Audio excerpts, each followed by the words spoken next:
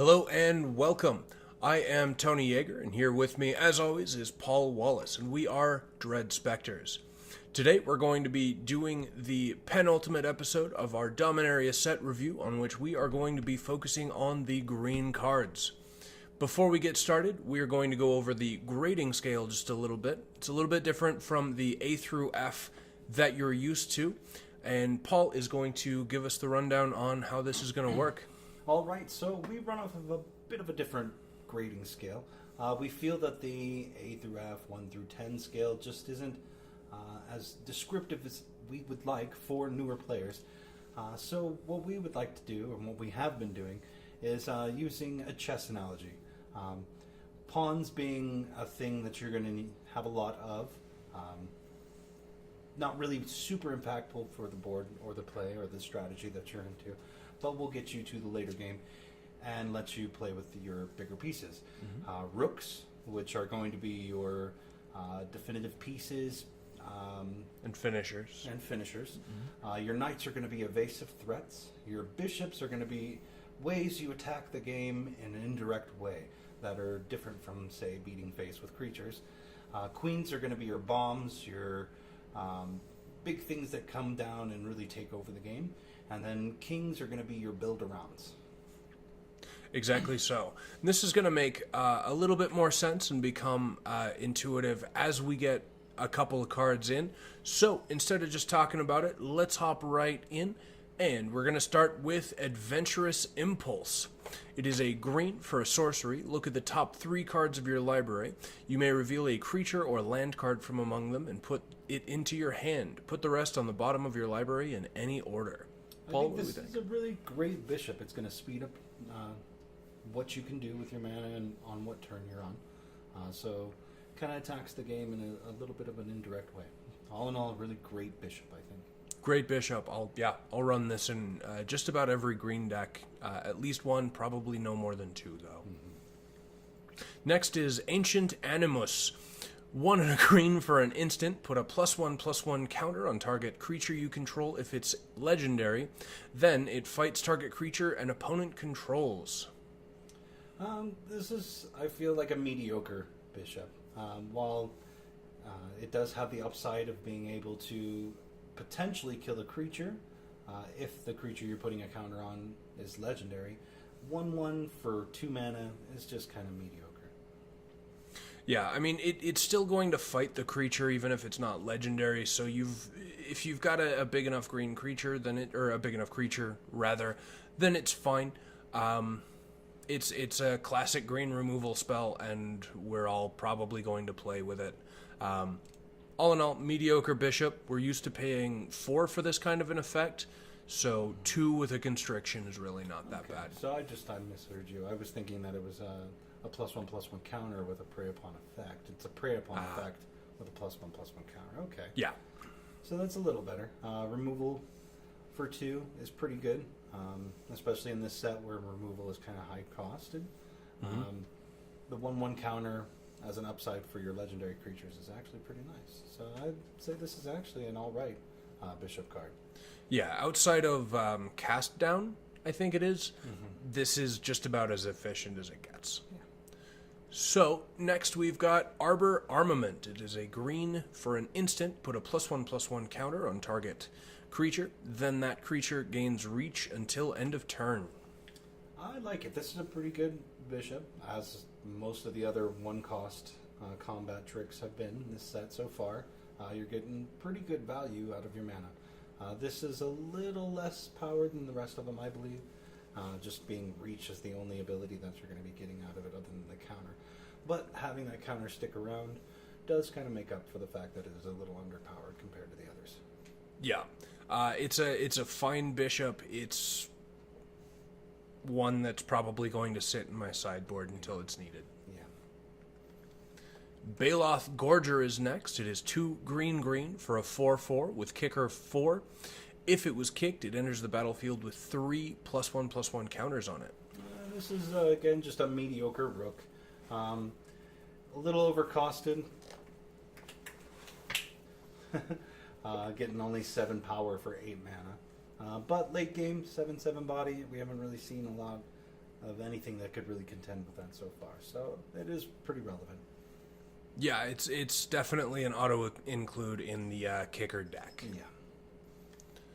Next, we've got Broken Bond. 1 and a green for a sorcery. Destroy target artifact or enchantment. You may put a land card from your hand onto the battlefield. This is a solid bishop sideboard card. You're only going to bring it in if they're really heavy into the artifact or enchantment plan. Mm-hmm. The upside of accelerating your turns a little bit, if on the off chance that you have an extra land in your hand when you're casting it, is pretty neat. All in all, great sideboard card, but not a main deck include. Yeah, the important distinction here is this set doesn't look like Rivals of Ixalan, which just had the most busted enchantments that you could imagine. So main decking enchantment or artifact removal is probably not going to be a thing. So it'll sit in the board until it's needed. Corrosive Ooze. 1 and a green for a 2/2 ooze creature.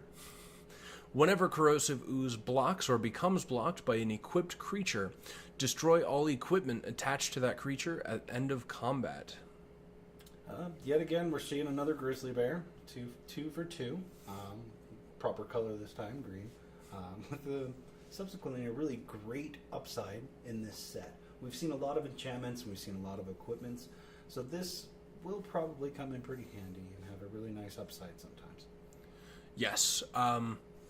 There are certain equipments that are going to be great. Not a ton. This doesn't actually hit enchantments, so very often this is just going to be a 2/2. It's probably going to sit in your board for a little bit. When you come across the red-white equipment deck, it's going to be great. But if you need a bear, it's a bear. So yeah, it's fine.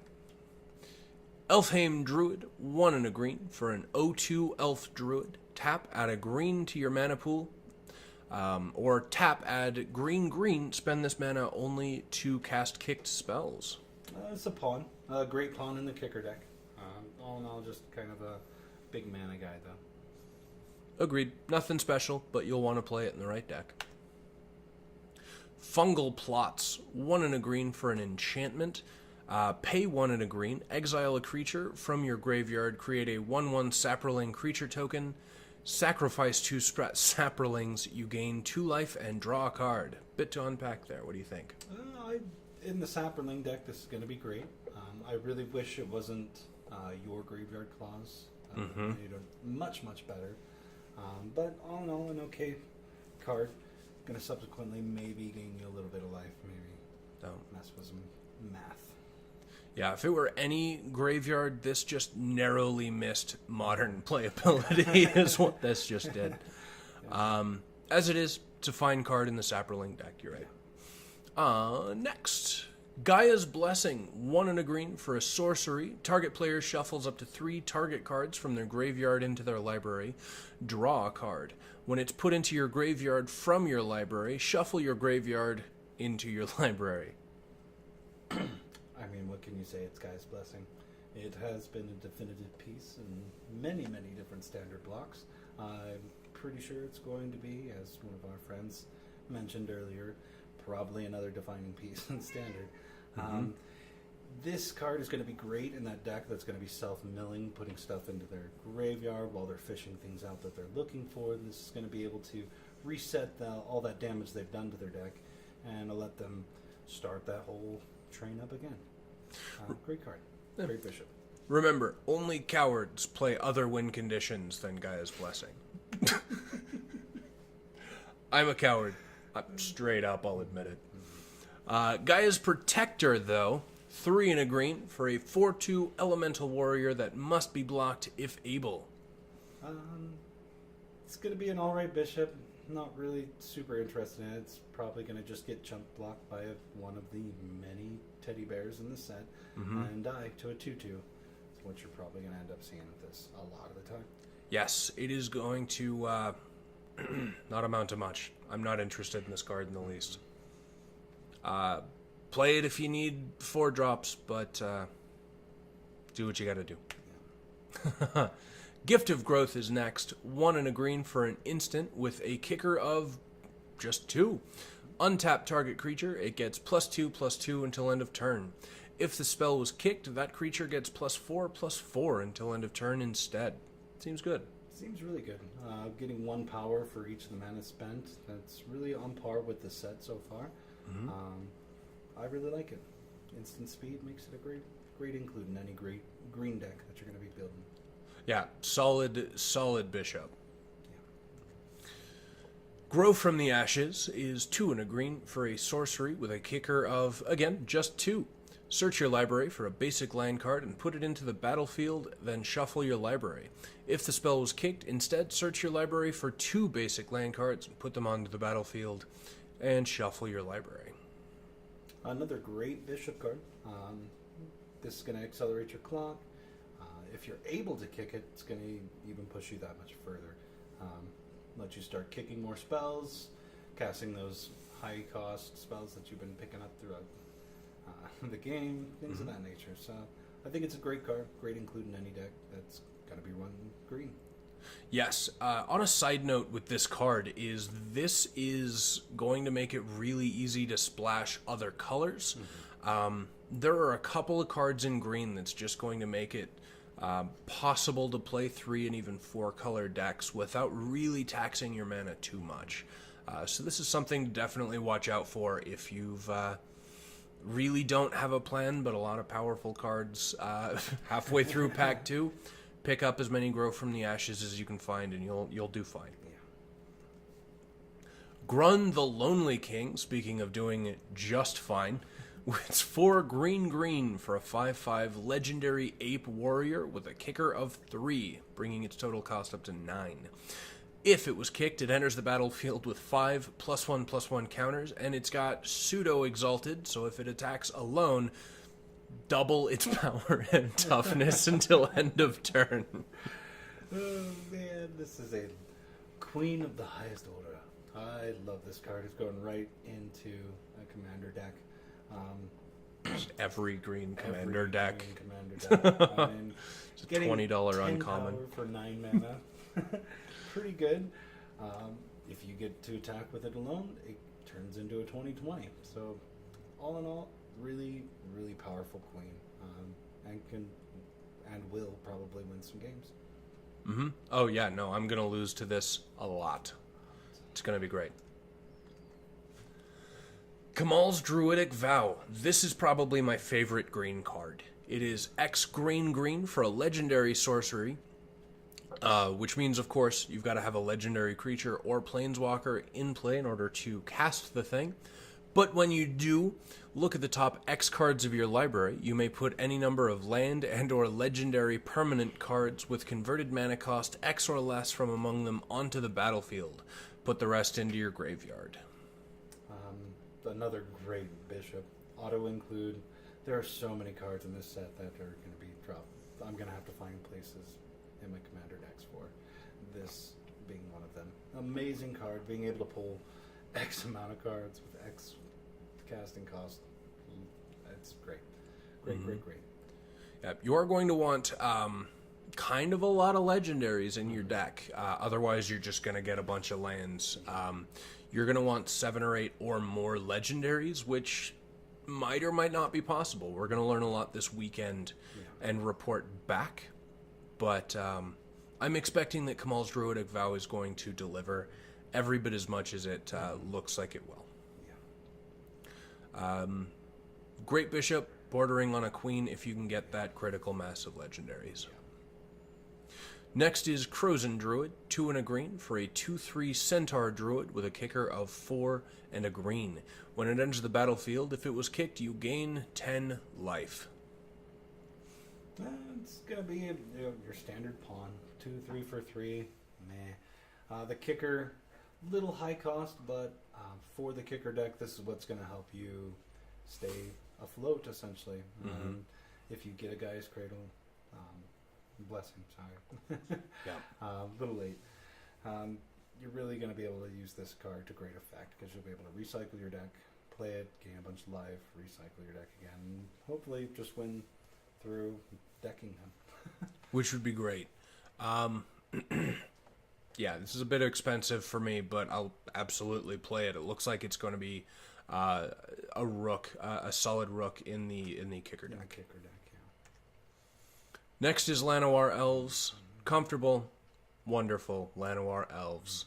1 for a 1/1, taps to add a green mana. Pawn of the highest order. I love being able to have mana dorks back in the one slot. Mm-hmm. This is going to make Magic fun.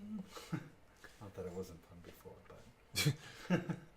Well, it's going to make Magic fun for us green decks again, green players again. So that's... I'm very excited about this too. Next is Llanowar Envoy. Llanowar Elves, less cool little brother. 2 and a green for a 3/2. Pay 1 and a green to add 1 mana of any color. This is going to be a staple for any of those 4-color decks we were mentioning earlier. If you're in any amount of splashing multiple colors, you're going to want this guy just to help filter and get those other cards out. We've paid 2. We've paid more for color fixing, so it's not ideal. But the tools do exist to get big mana enough to where this isn't really hurting you too much. Next is Llanowar Scout. 1 and a green for a 1/3. You may put a land card from your hand onto the battlefield. It's going to be an alright pawn. 1/3 body for 2 is not bad. Being able to drop a land turn 3, an extra one anyway, is going to help a little bit. But all in all, meh. It's an okay pawn. Yeah, by the time you're untapping with this, you really don't want to have more than, just the land for the turn in your hand anyway. Can have some upside, but it'll be just fine, I think. Mammoth Spider, 4 and a green for a 3/5 with a reach. This is your standard spider. It's a pretty good knight, defensive though. It's going to be able to shut down their flying games. The 5 body is pretty relevant. So even the 3 power is very relevant in this set as well. Yeah, definitely relevant. I think this is going to be a great include in any green deck. It's going to help shut down those real light evasive decks that are going to try to get around you. Sun-Crested Pterodon for just a worse Sun-Crested Pterodon. Marwyn the Nurturer. 2 and a green for a 1/1 legendary elf druid. Whenever another elf enters the battlefield under your control, put a +1/+1 counter on it, and then it taps to add an amount of green equal to its power. Kind of an interesting card there. Yeah, this is going to be, it's a king, great king. You're going to definitely want all the elves and to be able to just get him as large as one. You also want some of your big mana payoffs though, because he is going to hopefully be able to produce a lot of mana for you. Yeah, and here's the thing. Even if we're not dropping a lot of elves a lot of elves with Marwyn, there are still a lot of really great enchantments. There are a lot of low-costed pump spells. Not that you'd really want to 2-for-1 yourself with that, but with the right payoff, you should always be looking for those plays anyway. So, Marwyn seems great. The Mending of Dominaria. This is our first green saga. It's 3 green. Chapters 1 and 2 are the same. Remember that the first chapter triggers as you cast on resolution. The second and third trigger after your draw step. 1 and 2 are the same. Put the top 2 cards of your library into your graveyard. Then you may return a creature card from your graveyard to your hand. And 3, return all land cards from your graveyard to the battlefield, then shuffle your graveyard into your library. What do we think? This is a not bad bishop. Being able to get some cards out of your graveyard is really nice. And then all of your lands that you put. This is really going to want to be in that deck that self-mills. Just to kind of fill up your graveyard, dump all your lands onto the battlefield, and then hopefully Guy's Blessing and get all your bombs back into your library and able to cast. That's fair. I think when I first looked at this card, I underrated this by quite a bit. But there is, as you said, there's some really good self-mill in Black, there's some in blue, although there's not much, and this is going to do you a lot of good. This is a queen in the kicker deck and is going to be just fine in any deck that runs green, I think. Yeah, and it'll be fine in any deck that runs green. The kicker or the reanimator deck is really going to want this. Multani Yavemaya's Avatar. This is 4 green for a 0/0 legendary creature elemental avatar. It's got reach and trample. Multani Yavemaya's Avatar, it's kind of hard to say, gets +1/+1 for each land you control and each land card in your graveyard. That's absurd. 1 and a green, return 2 lands you control to their owner's hand. Return Multani from your graveyard to your hand. This is an amazing queen. Wow, yeah. Being able to return him back from the graveyard just by simply returning lands to your hands, not even discarding or doing anything like that, is pretty solid. There was a lot of stuff in the set also allowing you to drop extra lands. So having him in your deck and those little pieces are going to make him so he's not setting you back any. And you're going to get a lot of return from him. Power and toughness being equal not only to the lands to your battlefield, but the graveyard is just going to make him a powerhouse the turn he comes down. Yeah. If you open Multani, play green.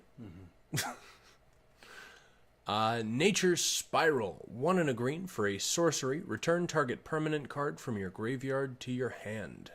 This is just a great bishop. Target permanent card from your hand for 2 mana is amazing. You won't even see that in black a lot of the time. So definitely an include if you're running green, no matter what plan you're on. Yeah, it works particularly well with sagas, which you're going to want to watch out for because that seems so good. Pierce the Sky, 1 and a green for an instant. Pierce the Sky deals 7 damage to target creature with flying. This is a great sideboard card. This will literally kill anything in the air right now. Yeah. Enough said. Moving on. Primordial Worm, 4 green for a 7/6 with you can hear its tail thrashing from a mile away. Keep in mind that its jaws may already be half a mile closer. What do you think? I think this is a great rook. 7/6 for 6. Standard green powerhouse. Answer me now. Big beater. Yeah, it's the quintessential green card. It would just be amazing if it had trample, but throw Arcane Flight on it, it'll be fine. Saproling Migration is 1 and a green for a sorcery with a kicker of 4. Creates 2 1/1 green Saproling creature tokens, and if it was kicked, you create 4 of them instead. Little overcost on the back end, but a pretty solid card on the front side.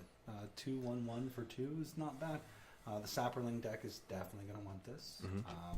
And they are going to want to kick it if they are the Saproling deck. Yes. Yeah, absolutely. The more Saprolings in that deck, the better. Otherwise, I'll take my 2/2 for 2. 2 1/1s for 2. You know what I'm saying? Yeah, they got it. Next is Song of Frailes, which is just the prettiest name ever, by the way. 1 and a green, Saga. Chapters 1 and 2 are the same. Until your next turn, creatures you control gain tap, add 1 mana of any color. And then Chapter 3 is put a +1/+1 counter on each creature you control. Those creatures gain Vigilance, Trample, and Indestructible until end of turn. It's an alright bishop in any green deck. It would, I would say, be as good as a queen in the Saproling deck. Being able to go wide and turn all of those Saplings into mana is really nice, and then get some counters on the 3rd chapter. Absolutely. Yeah, so all in all, good bishop. Next is Spore Swarm, 3 and a green for an instant. Create 3 1/1 green Saproling creature tokens.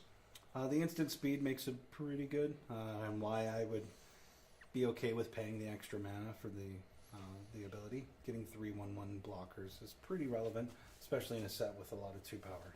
Being able to kill something and have another chump blocker is pretty nice. All in all, pretty great bishop that makes pawns. Yeah, it looks like green has just two directions that it wants to go. It's either the kicker deck or saprolings. And Wide or big. yeah, wide or big. And nothing is as cut and dried as that, but that's generally where it looks like you're going to want to go with those two. Three directions, because it does have some graveyard recursion synergies and things like that as well. So colors are pretty wide open as far as what they want to do. Spore Crown Thallid is next. It is 1 and a green for a 2/2 fungus lord. Each other creature you control that's a fungus or a saproling gets +1/+1 at an uncommon. Yeah, it's a pretty great lord. Probably a king if you can pick him up pretty early. You want to start building around him. Other than that, it'd just be a basic pawn that might get you, or a bear that'll get you maybe an upside. A little bit of incidental value if it's not a king. Yeah. It's the kingdom or nothing. Nothing. Next is Steel Leaf Champion. It is the last one in our triple color cycle here. It is green, green, green for a 5/4 elf knight that can't be blocked by creatures with power 2 or less. I mean, all of these triple colored ones have been really great. Powerful knights. This one is a powerful knight, if the weakest of them. Getting 5 power and 4 toughness for 3 mana is great. Yeah. Great rate, difficult to cast. Falls in a weird place, but I'm all for it. I like this card a lot. Yeah. Next is Sylvan Awakening. It's 2 and a green for a sorcery. Until your next turn, all lands you control become 2/2 elemental creatures with reach, indestructible, and haste. They're still lands. This is a great bishop. It could be a finisher. You get your opponent low. You're kind of in a stalemate. You and him have the same amount of creatures, but you have 12 lands. Well, now you have 12 2/2 creatures. And you get to win with the 9 you get to swing in over. Left over. Exactly. So, great bishop. Great bishop. Yeah, and in the kicker deck, I'd go so far as to say that it's a queen because you want just to have a lot of lands out anyway. So, good call. Rook is probably the right way to go. You're right. There are a couple of ways to look at that. You're right.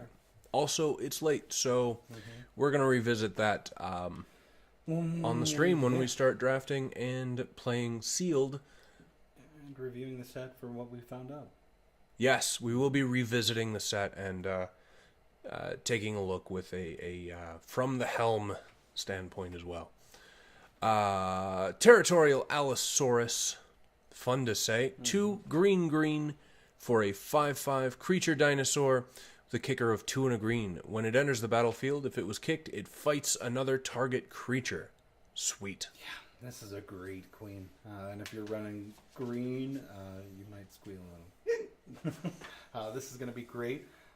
If you're able to kick it, it's going to remove something. Hopefully one of their big, nasty creatures. And be a 5/5 body for 4. Would you say that you'd squee if you open this card? Squee. With delight. I won't apologize, folks. Pickle. Peekle. Pickle matters.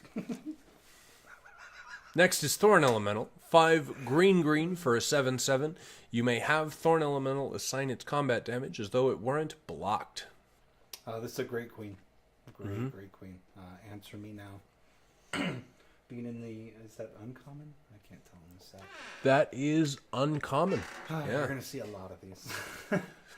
A lot. Often the text on this card is, if you attack with this creature, you win the game. Yep. If you untap with this creature. The set is so swingy. I love it. There's going to be a lot of feel goods and a lot of feel bads in this set. So that's why we're doing this, to get you as prepared as you can to minimize those feel bads. Next is Untamed Kavu. It is 1 and a green for a 2/2 with a kicker of 3. It's got Vigilance and Trample, and if it was kicked, it enters the battlefield with 3 +1/+1 counters on it. This is the green kicker card that you want in your kicker deck. On the front end, you get a bear. On the back end, you get a beater from a place we shouldn't mention. From beyond. Beyond. 5/5 is great. 2 for 2 is great. So all in all, this is a great pawn/rook. Definitely an include in your kicker deck, and include in any green deck you play. Yeah, no, you'd be a fool not to play it if you were in green. Yeah. For more than a splash, anyway. Verdant Force is next. It is 5 green for a 7/7 at the beginning of each upkeep. And that's not just your upkeep, that's each upkeep. Create a 1/1 green sapperling creature token. This is a great queen in the sapperling deck, and a mediocre queen any other time. Yeah, pretty much. 7/7 body gets you 1/1 power each turn. It's fine. Yeah. Play it, love it, live it. Wild Onslaught is 3 and a green for an instant with a kicker of 4. Put a +1/+1 counter on each creature you control. If this was kicked, put 2 counters on each creature you control instead. A little overcost, I feel, for a bishop. Yes, it's giving you counters on all of your creatures, but at that cost, do you really, is it that? 4 for a +1/+1 counter if I'm wide. At instant speed is great. Great. But we paid 6 for whatever earlier. It's 6 for the 2 counters. It's fine in the kicker deck, although the problem with that is that you're trying to go taller rather than wider, and so there's a little bit of a tension there between what you want to be doing versus what you have to be doing. And that's kind of how I feel. Just if you're on the kicker idea, you're already on big creatures, so most of the time you're only going to have 2 or 3 big guys that are still sitting around, kind of deterring the enemy from attacking you. Yeah. And then this is only going to get you, maybe 4 counters for 8 mana. That said, if you've got this card and Song of Freyalise in your Sapperlings deck, play it, love it. Win it. Win it, because you will. Yavimaya Sap Herd. I was about to read that as shepherd. That's kind of a weird word there. 2 and a green for a 2/2. When it enters the battlefield, create a 1/1 Sapperling creature token. This is not bad. 3/3 for 3. That's essentially what you're getting. 3 power, 3 toughness for 3 mana. Sapperling deck, this is going to be great. Any other deck, it's just going to be your value green card that you're going to want to play in your 3 slot. Yeah, this is just a moldy Jungleborn Pioneer, and we played regular Jungleborn Pioneer, so I'm with it. The last card for today is Memorial to Unity. Memorial to Unity enters the battlefield tapped. It taps for a green mana, and then you can pay 2 and a green and tap it. Sacrifice Memorial to Unity. Look at the top 5 cards of your library. You may reveal a creature card from among them and put it into your hand. Then put the rest on the bottom of your library in a random order. This is one of the better memorials. I like this one a lot. Being able to kind of filter through your deck and pull out something that might impact you right now and change where this game's going is great, especially for 3 mana. Lower cost compared to some of the other ones with a really great upside, I feel. Agreed. It's either this one or the black one that is the best memorial. The difference being that the one Memorial to Unity gets you maybe something. There is that potential to whiff. The black one definitely gets you something if there's something in your graveyard of your choosing, and so that could be a little bit more powerful. Personally, I would play this one in any quantity. I'd play 17 of them. Just play behind the curve every turn. Don't do that. So that wraps up our green set review. Join us later today for the gold cards, artifacts, and stuff. And at 7:30 p.m. Mountain Time on the 20th, we're also going to be streaming a Dominaria Sealed League, so make sure to check that out before you head off to your pre-release. Before we sign off, do you have anything? Well, thanks for coming, guys. This was another Dread Specters production. Enjoy.